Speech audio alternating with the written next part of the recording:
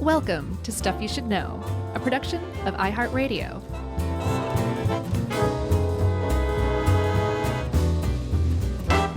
Hey, and welcome to the podcast. I'm Josh, and there's Chuck, and Jerry's here too, and we're putting on our best faces in this episode of Stuff You Should Know, right? Our front stage self. Yeah. And speaking of stage, Chuck, I have a great intro to this. I believe it was Rush who first said, all the world's a stage, Yeah. and the men and women on it are merely players, or something like that. Yeah.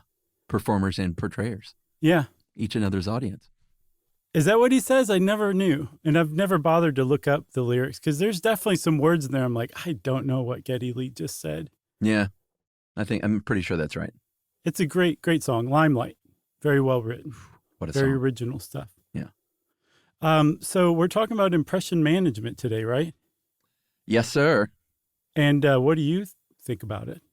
Well, I think that the more I've done this show over the years, the more I realize that I could have been a sociologist. Oh, yeah?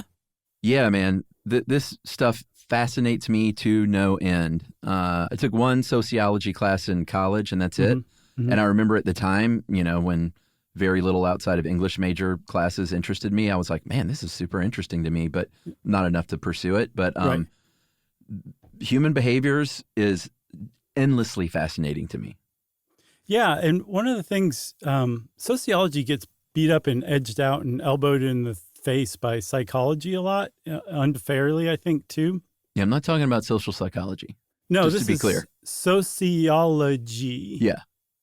And if sociology started out, we should say, basically examining massive institutions. It was macro sociology, religion, like economics, politics, that kind of stuff, and just how people behaved and interacted, or how people came together to form these institutions. Mm-hmm. And then the guy we're going to talk about today came along and he's like, let's kind of zoom in a little more.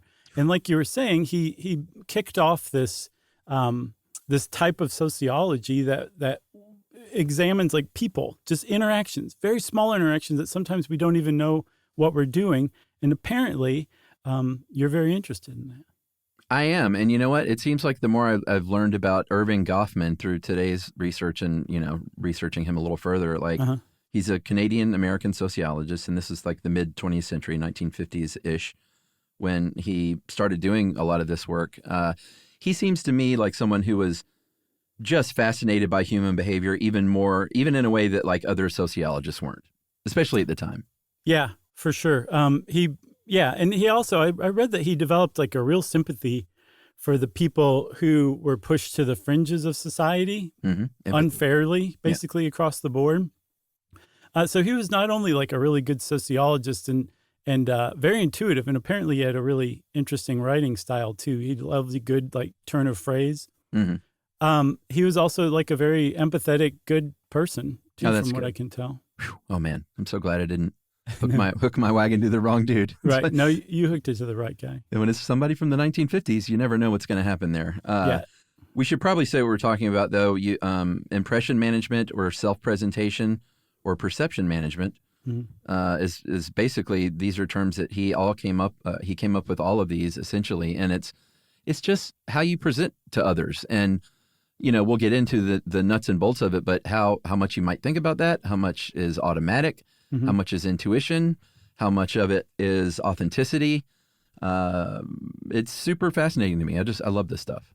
Yeah, and a lot of it, I mean, when we start talking about it too, it'll just seem very common sense. Like, yeah, of course you're going to, mind your P's and Q's and sit up straight and be friendly in a job interview. And that is a type of impression management, but it is way more granular than that, to the point where, like, if you're into linguistics, that kind of thing, the entire purpose of a conversation is to exchange information. Like, I know this, now I'm sharing it with you. The other person says, thank you very much. And that's what a conversation's for. As far as impression management goes, and Erving Goffman and his ilk, conversations are essentially performances that two people share and do for one another that helps create a version of ourselves that we kind of walk around with, and that changes. And there's very little point to a conversation other than that. It's a radically different view of things. Yeah, I also think it's interesting, and this is all just precursor stuff that we're babbling on about. But when you said it, just seems like instinct or whatever. What'd you say? Common sense to do these things. Not everybody, my friend, and that is something that I've gotten better about over the years. It used to be something that really bothered me, and I would, leave an interaction with somebody or something, and with Emily, and be like, God, like just social cluelessness is such a turnoff for me. Like, read the room, buddy, that kind of thing. But then the more I've gotten older, and the more we've all learned about different neurodiversities, I've definitely found myself in a place where I'd try to be like, hey, I don't know what this person's deal is. Like, they may be struggling just to present themselves as, passing or masking. And, we're going to talk about all this stuff in a situation just to sort of get by. So I try to really keep that stuff in mind these days. For sure. And I feel like there's different tranches. There's the one you just described. There's people who this is so effortless to, they don't even have to think about it. And they're just great basically across the board. Then there's everybody else in the middle. Some people in the middle are better at it than others. Some people think too hard about it and they become obvious and clumsy. And essentially, though, no one can escape it, I think is my point. There's nobody out there who doesn't engage in some sort of impression management essentially their entire lives. Yeah. And neurodiversities aside, again, which we'll talk about, there are also people who aren't neurodivergent who are just clueless a-holes. And I have found, too, in my life that I believe narcissism plays a part. I think narcissists have a much harder time because they're generally just have their heads up their own butts and are so about the self that they are often the ones that I've found, if they don't have some sort of, neurodivergence, that's the reason why they are like they are. It may be because of narcissism, because, usually the reply after someone is like, read the room, buddy. Right. They're like, what? What? I'm perfect. What do you mean read the room? You read the room. Exactly. So let's get into it, and we'll start with Goffman and where he got his start. Again, this is Irving Goffman, groundbreaking sociologist. He started off doing field work in a Scottish village, and rather than figuring out how the city council worked for that or the village elders basically kept everybody in line, he just enmeshed himself in the village and just paid attention to how people interacted with one another. And really, that's a very anthropological way of studying. It was very not how they did it at the time among sociologists. So he was groundbreaking. He essentially went like, I'm going to take this field and just take it in a different direction. So let's go. Yeah, for sure. He wrote a book in 1956 called The Presentation of Self in Everyday Life. What a great title. No colons. It's exactly what it says it is. A very big book in the world of sociology, and the International Sociological Association named it as the 10th most important sociology book of the 20th century. And in this book is where he touched on what you talked about with this sort of performance aspect of our everyday lives. He didn't invent it. It was an existing concept, but dramaturgical theory, which is what you said, like we're all sort of operating on a social script. Sort of like the Terminator, like it's pretty limited. You don't have endless options. You're like, maybe you should say one of these 4 things at this dinner party when someone brings up a thing. And even if it's a brand new situation, you're drawing on the scripts that you've used over and over in your life to work out how to interact in the scene. Right. Yeah. And it's also, it's been shaped by interactions with other people. It's shaped by what you've seen on TV, which can be very dangerous because stuff that's like hilarious on a sitcom does not necessarily translate well into real life. It's like you're being a huge jerk, or you're not really that funny, in the case of somebody who models themselves after Friends. Yeah, like pull my finger doesn't always break the ice? No, pull my finger always works. Oh, okay, great. But yeah, so what his point was in this dramaturgical theory, and he, like you said, he didn't invent it, but if you look into it, he's basically like, he's the guy who took it and ran with it. Yeah. And no matter where you are, you're performing. And depending on where you are, your performance is going to be different, right? So if you're sitting there at school, you're going to act different than you do at a bar. Yeah. Right? Sure. Ideally. Yeah, you would you would hope for sure. And then if you're at work, you know, you're going to act a little different from that too. And it's essentially, even when you're hanging out with your closest friends, sociologists believe that you're still performing in some way, shape, or form, just probably less than you normally do. Yeah. And some think even when you're by yourself, that still informs how you talk to your little person on your shoulder. Right. Which is really interesting. He talked about appearance and like clothing even, and how they will convey, when we say actor, we're just talking about a person, but in his context of it all being a performance, he called them actors. Mm-hmm. But, you know, your costume that you put on is going to convey like maybe your social status, maybe what kind of job you have. There's that outward appearance, and then there's the manner in which you deal with someone, and obeying the just sort of societal rules in a social situation is a big time thing. And if you start to do things that don't comply with what people generally expect in, you know, at a dinner party or on an elevator or something like that, it can upset people around you. I think the interesting thing that I took from that is, I mean, that's kind of common sense, but when you're writing like a screenplay or something, like dramatic writing or a play, mm-hmm.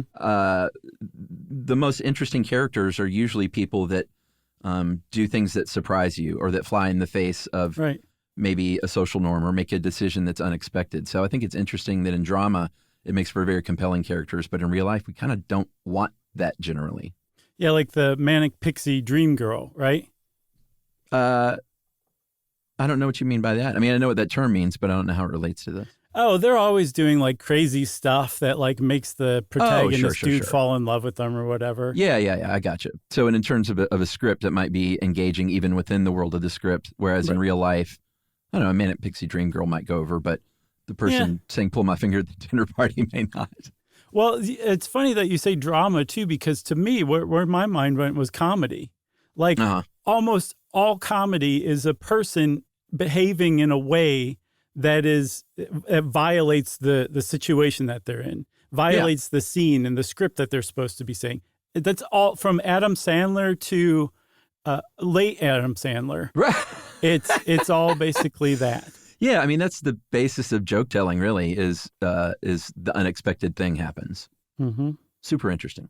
And then one other thing, too, he made a really good point. He said that the characters or the people who are interacting and, again, just essentially performing, that they're trying to come to a common definition of the situation is what he called it. Yeah, that expected norm. Yeah. And so, like, if you see, say, a scene on TV, it's just such a perfect analogy because that's essentially what he's talking about. Mm-hmm. And there's just one dude standing at a bus stop, and it's a businessman, say. Mm-hmm. That scene is in a superposition. It hasn't been defined yet because there's only one person. And by the entrance of the next person, that's when the scene will start to be defined. If it's that guy's boss, he's going to act totally different than if it's a pickpocket or something like that. So the scene hasn't been defined yet, but regardless of how it ends up, like what scene it is, both are playing their role, essentially, that we just innately know almost. Not innately because it's learned, but it becomes just second nature for most people. Yeah, for sure.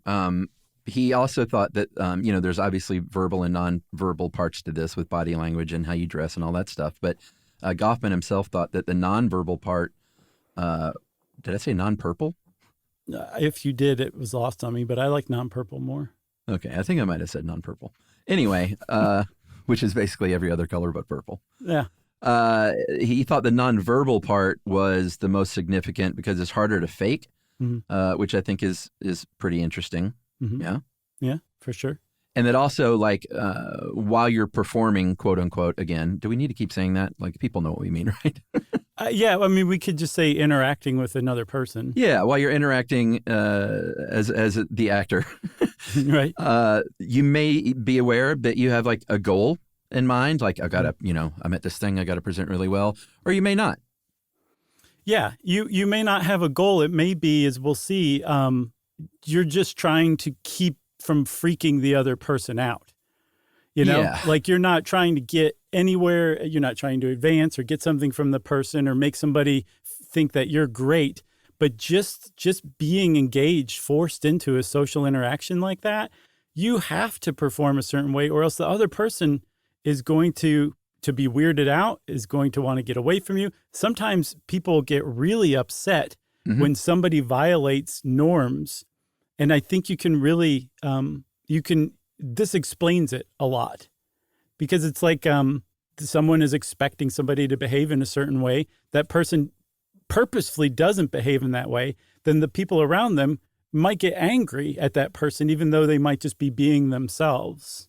Yeah. Or get scared. Like, when you get on an elevator by yourself and there's only one person on there, you act in a certain way as a almost way to say you're safe right now. Like, yes. you don't need to worry about me. I'm just going to my room. I'm not that guy that's going to be some weirdo on the elevator. I promise. You're okay. Yeah. Or even like try to strike up a conversation. Like that's unnerving and disarming. Yeah. I mean, I think definitely not as much for me as for some people, because I was raised in the South. I'm more used to that. And definitely also in an enclosed space like an elevator, the norms are much different than like walking down the street or something. For sure. You're trapped basically in that little box. Right. Yeah. You have a captive audience. And now I'm panicking.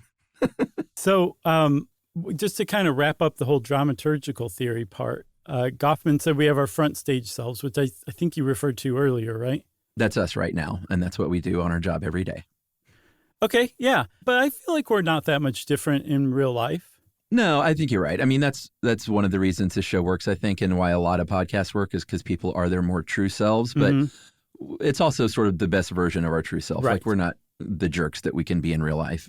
Yeah. And that's a really great point that we'll see later. Like, just because you're doing this doesn't mean you're a phony or inauthentic. You're just drawing on the parts of yourself that are already there that apply to the situation best and presenting those. Yeah, totally. And I said we. I meant me. You're not a jerk. So I'm just speaking for myself. Hey, man, I'm always happy to be included with you. I'm along for the ride. Well, everybody can be like that here and there. That's all I'm saying. Right. Right. I know what you're saying. You don't have to explain it to me.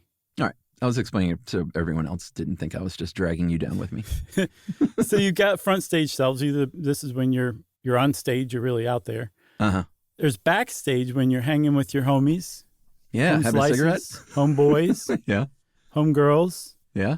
And just general homies. Maybe your family, if you get along with your family, and you might feel comfortable and calm around them. So that would be your backstage self. Nice caveat. But note this. He's not saying front stage self and then yourself. It's still a backstage self. You're still attached to the stage. You're still in the theater. Yeah. Even when you're hanging out with your homies. Yeah, that's true. And then there's the offstage, and that is when it's just one-on-one. This is the best. And that's still a kind of performance. Yeah, this example is it just nails it. When you're a teacher and you see your student at the grocery store. Yeah, see him IRL. That's just such a jarring thing to see as a kid. Oh, man. And it's thrilling. It's exciting because they don't exist outside of that role. No, exactly. So now you see them and they're not dressed like they normally are. Oh, they're man. friendly to your mom or something like that. And then they're buying olives too. And they look like they're really into to figuring out which olives they want, right? So that's just for the kid. For the teacher, you still have to comport yourself in a way that's like, I'm not going to just start cussing in front of the student and just talk like I might normally talk. I still have to pretend or act like I do when I'm this kid's teacher. But that's still, it doesn't necessarily fit the grocery store stage. So that teacher's in a really weird position right then. Yeah. That would be off-stage interactions. Yeah. Yeah, for sure. I love that one. Time for a break? Yes. All right. We're just getting cooking, everybody. So come back more if you want to learn more about yourself right after this. Learning stuff from Joshua and Charles. Stuff you should know.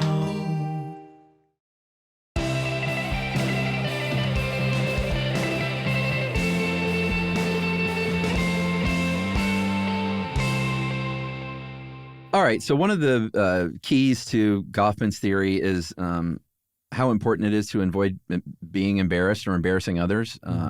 And you talked about face work, like saving face or losing face, not wanting to be embarrassed, but also he wrote about just your facial expressions, especially in terms of how you disagree with somebody. Mm-hmm.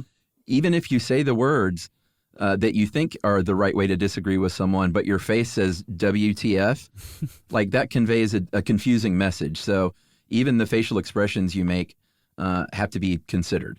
Yeah, it's that speech plus nonverbal that equals your performance, right? Yeah.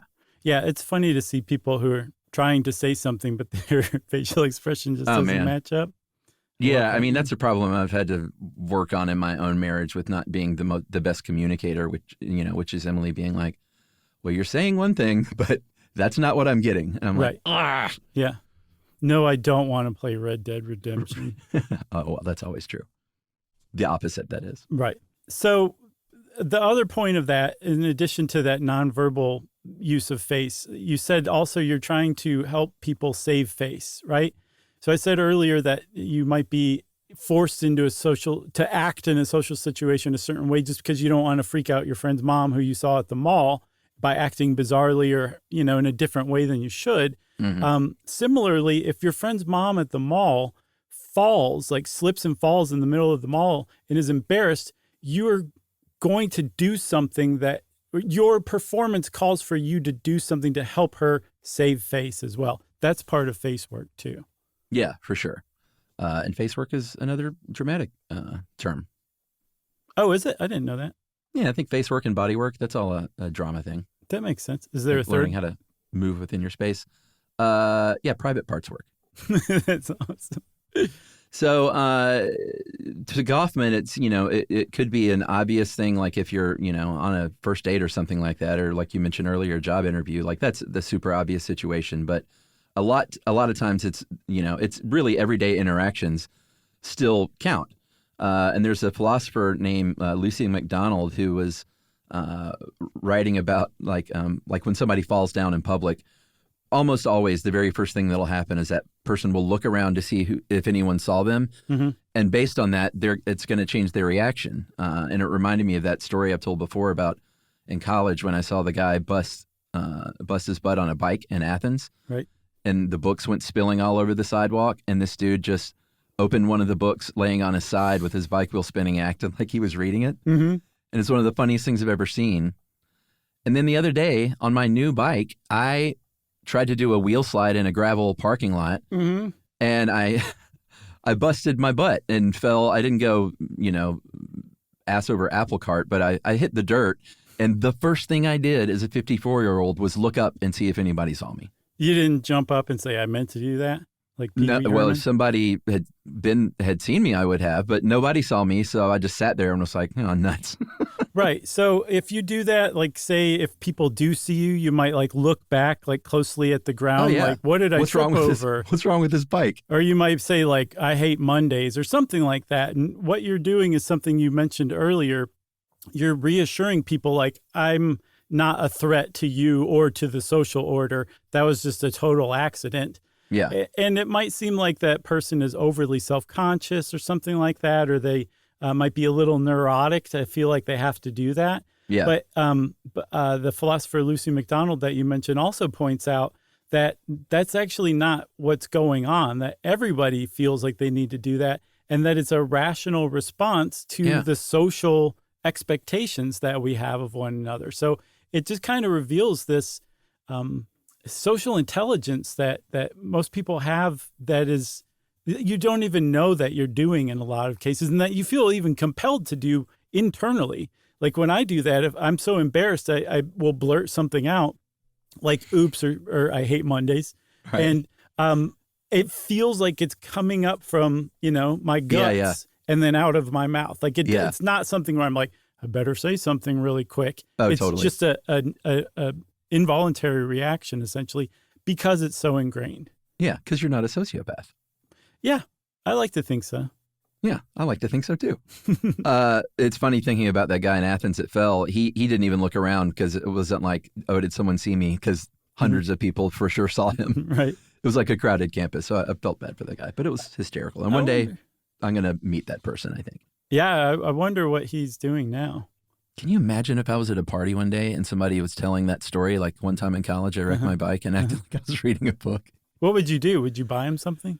I would hug him immediately and be like, I saw that. And I've been telling that story for 40 years. That's great. 40? No, not even 30. Yeah, 30's about right. Yeah. And he would be like, I'm not a hugger. Yeah. Then I've screwed up yet again.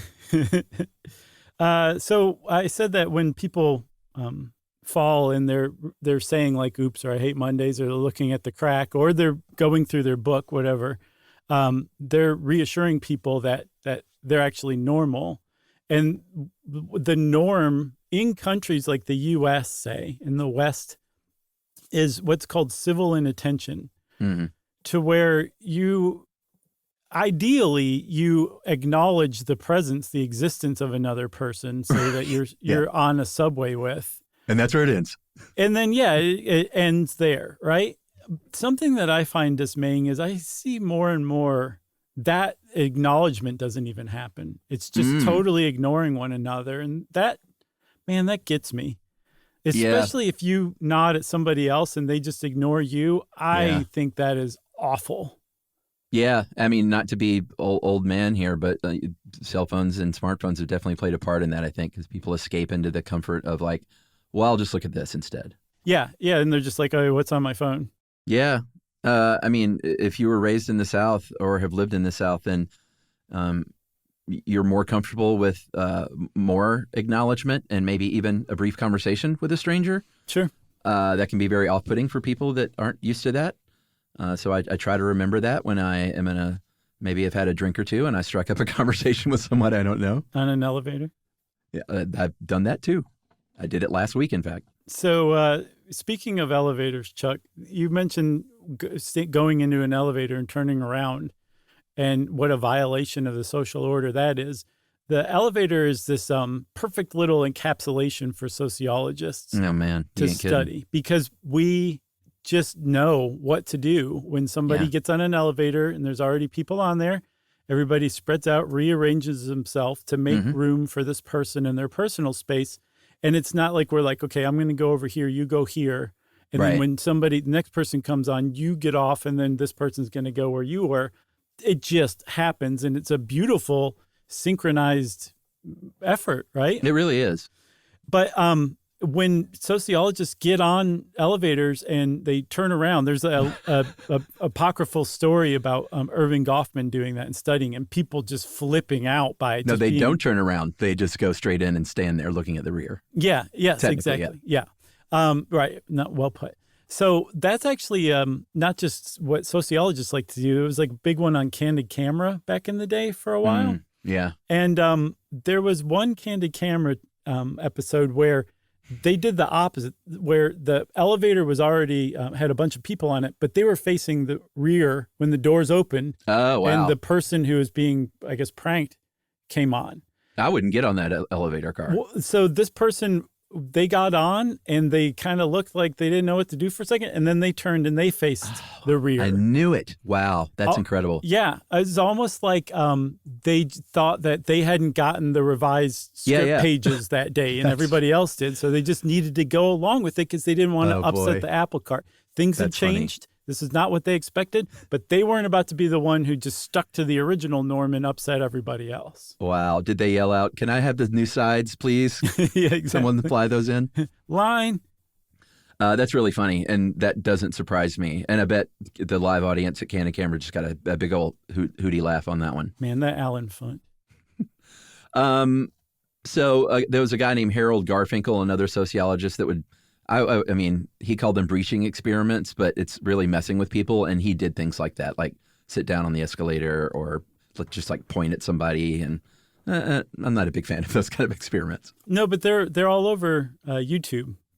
People doing that. I bet. It's pretty funny. But yeah, if you're ever in a mall and somebody sits down on an escalator or whatever, it's probably a sociologist. Yeah. If not, just politely go in the other direction. Right. Well, no, that's why you carry a water gun around with you. You just squirt them in the face a few times and say, stand up. Super soaker. So there's ways that we figure out how to perform. Because like I said, a lot of it just seems ingrained A lot of it requires thought too, especially if you have a goal, like you're trying to become a member of a country club, which, everybody's been through that. Yeah. And these two researchers, they were psychologists back in 1990. Mark Leary and Robin Kowalski, they basically figured out how we do this kind of stuff. And they broke it into two things. There was impression motivation, why you're doing this, and impression construction, how you're doing this. Yeah. And as far as motivation, it's based on a few factors. One is how relevant a person thinks their image is to achieve this goal. So in other words, does it really matter here how I'm acting to get what I want? How valuable the goal is, which is, this is something I really want? Am I trying to get a job or just whatever, something a little less stakes? And then finally, the extent to which they believe they're not currently being perceived in the most useful way. In other words, how much do I need to pour it on here to get what I want? Yeah. Like, how am I being perceived and what do I need to do to change that? Right, exactly. So you put all those together and that's your motivation for figuring out some impression management. Again, this is the ones where you're like actually giving thought to it. Right. In impression construction, how you actually carry this stuff out, they broke into 5 little parts. One is your self-concept, right? So you're going to base how you carry this out on how you feel you are. So you're starting with your authentic self, ideally, right? Yeah. Because people value authenticity. People don't want to just keep up a lie. Again, that's a half-hour sitcom right there. Because it always crumbles. It always crumbles, everybody, in real life and on sitcoms. In 22 minutes, and then it gets resolved. Right, exactly. So your self-concept is where you're going to start, and you're going to kind of draw from that. Imagine a big steamer trunk on stage that Carrot Top's going through, just pulling a bunch of props out of.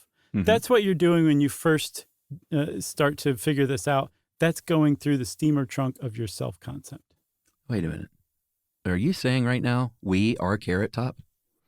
The entire world is all the world's a stage, and we are merely Carrot Top. Carrot Tops. Then there's the desired identity. So you're trying to protect an identity, and you base that on what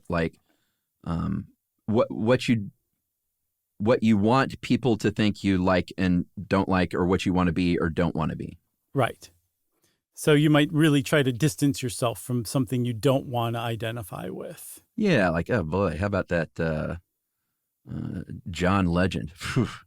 That was random. And all that immense talent. Like, get over it, buddy. You want to be very careful with this. This is one of those things that shows what a tightrope you can be walking when you're purposefully constructing impression management.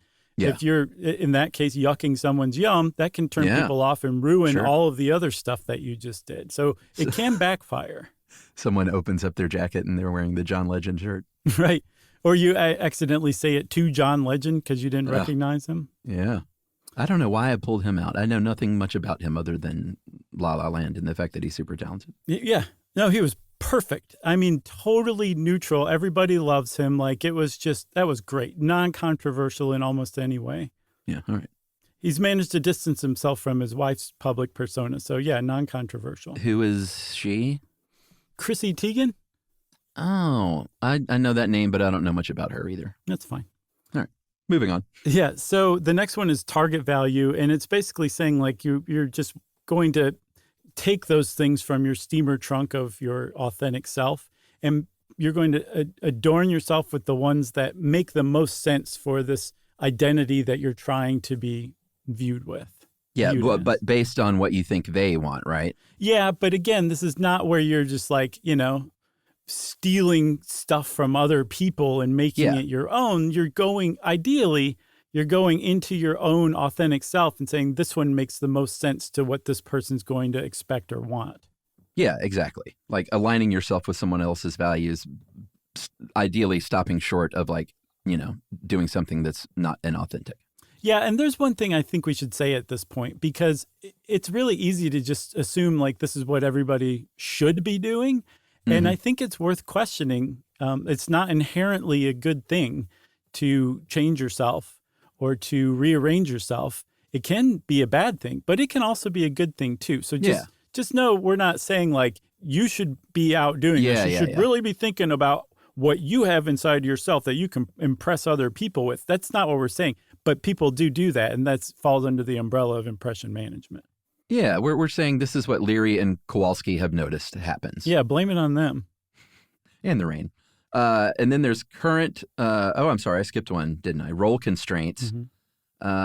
Presenting yourself in a way that's, that's kind of the same thing as target value, except target value is a little less that I want to align myself with what you may be into. Yeah. And a little more of just like the general expectations of a social role. Right. Like you would wear a top hat and a monocle to a meeting with a bunch of bankers because that's what they would expect you to do. Exactly. And then there's current social image, which is what you perceive of yourself. And if you think other people perceive you in a way you don't like. Yeah. There are some other techniques that they've, that people can use. Flattery, of course, will get you everywhere. Ingratiation, stuff like that. Conforming to expectations, that's kind of like, the other stuff, I think, like role constraints and stuff like that. And then a big one is like suppressing your emotion and maintaining your self-control. Like, again, that doesn't mean to be inauthentic, but that just means like read the room. Is it time for me to be overly emotional about something, or is it not? Do I need to kind of put a lid on that for now? Yeah. If you're triggered and you have a temper because people are taking too long in the grocery store line, don't push a whole load of groceries back into an aisle and shout a curse word and storm out. No. I've seen it in real life, actually. Oh, I'm sure. It was like, what is going on, buddy? It's hard to not think just constantly what's wrong with people. But you know what? The fact is, again, as I get older, there's a lot wrong with a lot of people. So I try to keep that in mind. Yeah. Everybody's got some sort of burden they're carrying, and some people are more vocal about it than others, I guess. That's a very nice way to say it. Some people misproject it in the wrong way more loudly than others. That's another way to say it. There's also one called basking in reflected glory, which is basically like hanging out with somebody who's a great example of the kind of self you want to be identified as. Yeah. Not necessarily good. It's much better to blaze your own trail, make your own version, but I get it. The one that's just not good at all is the downward comparison, which is putting someone down to show that you're not like them at all. Yeah, that's not a good thing to do. No. And again, all of this convey all this stuff, you got to have pretty good cognitive empathy and pretty good self-monitoring. You got to be able to read the room, read social cues, regulate your emotions. And again, I think this is why people with like a narcissistic personality disorder may have a harder time, may have more difficulty doing stuff like this. For sure. Another break? At 40 minutes in, let's take our second break. All right, we'll be back. This is going to be a little beefy, guys, but we're into it. Learning stuff from Joshua and Charles. Stuff you should know.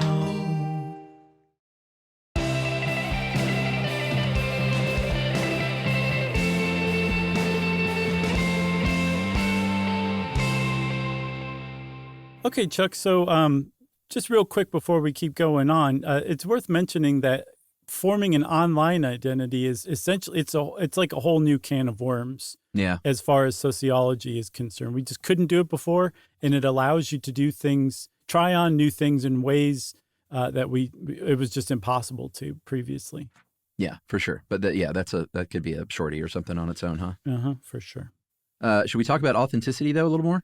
Yeah, because again, everybody wants to be viewed as authentic, and just the fact that you've realized now that you're performing at all times can make you feel like you're not authentic, but we're here to tell you you're still authentic. Yeah, for sure. There have been researchers that, it kind of depends. There are a lot of ways to, I don't like saying skin a cat anymore because to tackle the cat. No, there's a lot of ways to pet the cat. We're not saying skin the cat anymore.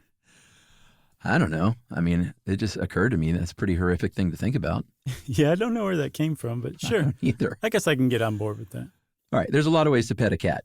Actually, there's only one way, and that's with the grain. But anyway. How about skin your knee? Sure. There's a lot of ways to skin your knee. Like a 54-year-old wrecking his new BMX bike. Exactly. Some people say there's a real distinction between self-presentation which is like the influence that you're feeling by pressure and the effort that you're putting out, and then self-expression, which is your authentic self. But there are psychologists, I guess psychologists in this case, a guy named Barry R. Schlenker, who says that actually self-presentation is, everyone does it in all social interactions. Like even if you're married, you're influencing each other and behaving in a certain way. It may not even require like attention, and probably doesn't if you're married. But it doesn't mean you're being inauthentic if you're still doing that kind of within your marriage. No, and even like within yourself, like when we did the inner dialogue episode, we talked at some point about how even when you're talking to yourself, that inner voice is often shaped by external forces.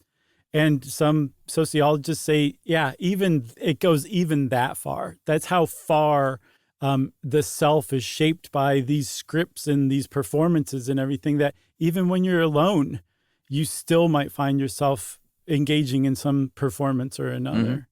Yeah. And the stuff that we feel like is automatic, and you kind of touched on this earlier, is maybe not automatic. You may not even realize that this is stuff that you've been practicing your whole life. I think anyone who's ever had a kid has seen that kid like practicing faces in the mirror. There's a very tropey movie scene is someone who practices a scene in the mirror of like interacting with someone. Like, oh, let me get that chair for you, and practicing a smile. Nathan Fielder has a whole show about this called The Rehearsal. It's fascinating. Man, I love that guy. Are you watching the new season yet? No. Is that the one that's an actual, like, it's fiction? No. That was the one he did with Emma Stone. This is The Rehearsal season 2, which is he sets up these elaborate rehearsals for everyday life stuff. Okay. You should check out season 1 and then just steamroll into season 2. It's fascinating sociological stuff. Nice. I definitely will. Yeah. Do you ever rehearse what you're going to say? I know you rehearse like what you're doing next. Like if you're cooking something, you've said that before. Right. But do you ever like practice in your head what you're going to say? Like even mundane stuff, like what am I going to say to this convenience store clerk when I go to check out? No, all that stuff is pretty innate for me. That's very lucky. But again, maybe innate from years and years of practice. Yeah, it's possible. Yeah. Or maybe you were just born with it. Maybe it's Maybelline.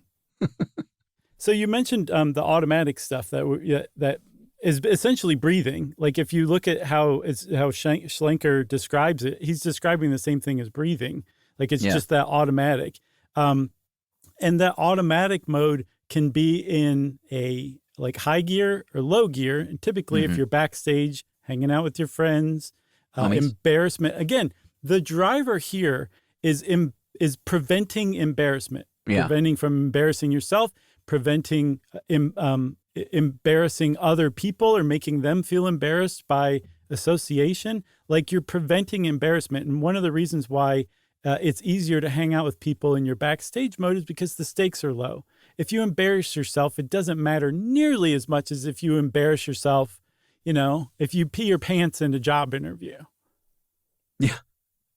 Although the funny, ironic thing for us is, and I believe anyone that performs on stage, literally backstage sometimes can be some of the most anxious when people are sent back there, like, the company wants to send back these strangers you don't know. Like that's almost the height for me of like, oh boy, here I got to turn on the chuck, Yeah, and I just want to apologize for the group of Citibank card holders from like 10 years ago who we had a meet and greet with, and it was very awkward. So sorry, guys. We never really got to say sorry. That's why we don't do meet and greets anymore. It's just, we just want to be backstage with our homies. Exactly. Yeah. So there's also, we can also automatically go into a much more performative mode when the stakes get a little higher. Yeah. But either way, it's still automatic. So Schlenker is like, nope, we're really kind of performing almost at all times. And then there was a scholar of gender named Judith Butler, and by was, I mean is. And Judith Butler said everything about you is shaped by sociological forces, including gender, that people learn how to behave according to what society says their gender is, or what's expected of that gender. And that's just how we learn to behave certain ways according to gender. Yeah. I mean, I'm sure there are plenty of grown men who have a story where they're like, when I was in the third grade, I played with dolls and I got made fun of. Mm-hmm. And because that wasn't the socially acceptable, masculine construct. And from that day forward, I started doing things to where I fit in a little more on the playground. And that shapes how they are, decades later sometimes. Right. Even. Yeah, it carried over from the playground into the rest of their life. Yeah. And this stuff is all changing for the better, I think, but Mm-hmm. it's not like it's been eradicated, Yeah, and speaking of gender too, I wondered if, how some people are just deeply offended by people who are gender fluid, like to the point where you're like, what? You don't even know this person. Why do you hate this so much? It made me wonder, like, if the person who's so offended by it is upset because that other person is flagrantly violating a social script and it's Probably. making them and other people uncomfortable. And that brings up a further point too. Which is more valuable, that person's authentic self, that they're gender fluid, or the comfort of everybody else, the strangers around them? Which one is more valuable? Who should win out in that case if there's a conflict like that? Absolutely. Sadly, stuff like that is being literally litigated, but also the idea of changing social norms. And, if you're not rolling with the changes that are happening in society, you may find yourself on an island of inacceptance and loneliness. But that may be fine with you because you may want to be like, no, things were better the old way. At the same time, too, you can't change social norms without violating them. They tend to just kind of stay static. And to make them dynamic, they have to be violated. And anyone who's seen the movie Pleasantville knows that can turn out pretty good. You may end up in color one day. Man, that was a good movie. Yeah, that was pretty good. I haven't seen that in a while. Yeah, I saw it a couple of years ago. I watch it every couple of years. Oh, okay.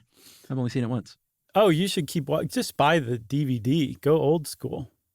All right. I mean, there's a lot of movies that kind of dance around this stuff, like The Truman Show, and just, I feel like this is just rife ground for comedy and drama. I agree, Chuck.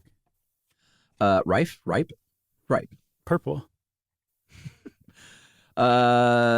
So, I mentioned neurodivergence earlier and just sort of and I, when I was doing this research, I had that awakening of like, yeah, I've been much more cognizant of that kind of stuff as I've gotten older. Mm-hmm. And that stuff is more in the forefront and diagnosed more and more about like understanding that, hey, that person that I think is like, man, read the room. Why are you acting like that? They may have something going on neurodivergently. There may be a genuine mental illness there. Goffman argued that if you have a mental illness or any sort of thing, a disability, or if you are unhoused or you're obese or a drug user, that all just lumps you in as a thing. A stigma, which we're going to talk more about in a second, basically. But and it ends up sort of creating the symptom of that thing just because you're put in that box. Yeah, and so anybody who has a social stigma, like you just mentioned, you rattled off that list, they're what Goffman called discredited. They don't have, they have less value according to society. And this is where he developed that empathy from researching this stuff.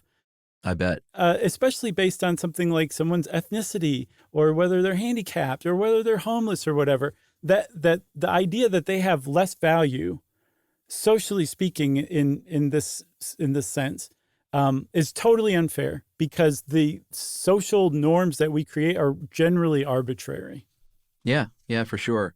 And not all cases, but impression management is a tool that people can use to get over or hide those stigmatized features. Mm-hmm. We can't get super into code switching, but that could be a pretty interesting short stuff to accompany this, I think. Right. That is the idea, and it's not specific to the African-American community, but it is, if you talk to a group of African-Americans in the United States today, or, for many years now, they will say, no, code switching is how we get by in white America, basically. And that's the idea that you may change the way you talk when you're around white people or change the way you act than you normally would when you're in, around your family and friends or your own community. And that's a big, big thing. Yeah, and that's a great example of it. You could also be like, my last name sounds pretty ethnic, and I Right. want to change it so that people call me back for job interviews. There's a lot of stuff you can do. So you're covering your stigma, so you're not an automatically discredited person. But according to Goffman, you're discreditable. If you're found out, you will be stigmatized. So it's it's a terrible situation all around, just to stigmatize groups based on arbitrary social norms. I hate it. Yeah. I remember in elementary school, I'm not going to name her name because I don't know if she would want this out there, but there was a girl from, an Indian American girl in our school that came back after a summer with an Americanized first name. Mm-hmm. And so she was that from fourth grade till senior year in high school when we graduated together. And I lost touch with her. And like 5 or 6 years ago, my good friend in Boston said, "Oh, well, so-and-so's in town." I said, "Oh, is she going by that name now again?" And she went back to her, she grew up a little bit and was like, "No, that's my name. That's my Indian name." Yep. And it just made me feel really good that she reached that point, Good for her. Yeah, it was great. So at, the furthest end of this, spectrum is autism. And we've talked about autism here and there, but a lot of times if you have autism, you might have difficulty responding in what people might consider an appropriate way in a social situation. And masking can be a big part of self-presentation when it comes to people with autism. Yes, but there's autism researchers, Amy Pearson and Kieran Rose, and they go to great pains to basically say masking is different than impression management. Right. Impression management is something everyone has to do. Masking is specific to typically neurodivergent people, to where they are protecting themselves by pushing down their actual identities and hiding it at all costs because they're afraid of being stigmatized, because they've been taught over the years that they're not acceptable as they are. And so those are two really different things, even though they seem pretty like they have a lot in common. Yeah, for sure. And masking, there are all kinds of people who mask. We talked about that in the sociopath episode once again, and got emails from people that are like, "I'm a sociopath, and I put on a big performance so people don't know that." Yeah. Yeah, really they're just always walking around like, "I love you, man." Right. Yeah. Just one note about autism, which obviously deserves its own episode, still coming down the pike one day. Don't worry about that. But you were talking about just kind of learning as you get older, that you can't just make assumptions about people based on their ability to interact socially. Yeah. If you want to develop a familiarity and empathy for people with autism, I think you could do a lot worse than starting with Love on the Spectrum. All seasons, Australian version and American version. I think that is very sweet, because that is like the 5th time you've recommended that show to people. People need to watch the show. It's so great. This season in America deserves an Emmy. It's a masterpiece. I've still never seen it. You really should. I think you'd love it. All right. So I guess, Chuck, since I did my every 10th episode mention of Love on the Spectrum, it's time for listener mail. Hey, guys. I love the show. This is about popcorn, by the way. Okay. Just finished the podcast on popcorn. It reminds me of a segment I saw years ago on Alton Brown's Good Eats. Alton Brown, Atlantan, and I did a little work on that show back in the day as a props guy. Nice. While not directly related to popcorn, and Alton was a good dude to work with, by the way. Nice. While not directly related to popcorn in this particular episode, the show's resident food anthropologist related a factoid on Montezuma's revenge. They thought Montezuma's real revenge was allowing the conquering Spaniards to return to Spain with maize without the knowledge of nixtamalization, which resulted in widespread pellagra, causing dermatitis, diarrhea, dementia, and eventual death due to a lack of essential nutrients, niacin and tryptophan, in their diets. Nixtamalization is a traditional Mesoamerican process used to prepare maize and other grains for consumption, involving cooking the grain in an alkaline solution, typically lime water, which then allows for the outer pericarp, the skin, to be easily removed. The process significantly improves the digestibility and nutritional value of the grain. And that is from Bob. Bob, that was a great email. Yeah. Well, a top-notch one. I'm just going to go ahead and say it. Agreed. If you want to be like Bob and send us a really interesting, top-notch email, we love that kind of thing. You can send it off to stuffpodcast@iheartradio.com. Stuff You Should Know is a production of iHeartRadio. For more podcasts from iHeartRadio, visit the iHeartRadio app, Apple Podcasts, or wherever you listen to your favorite shows.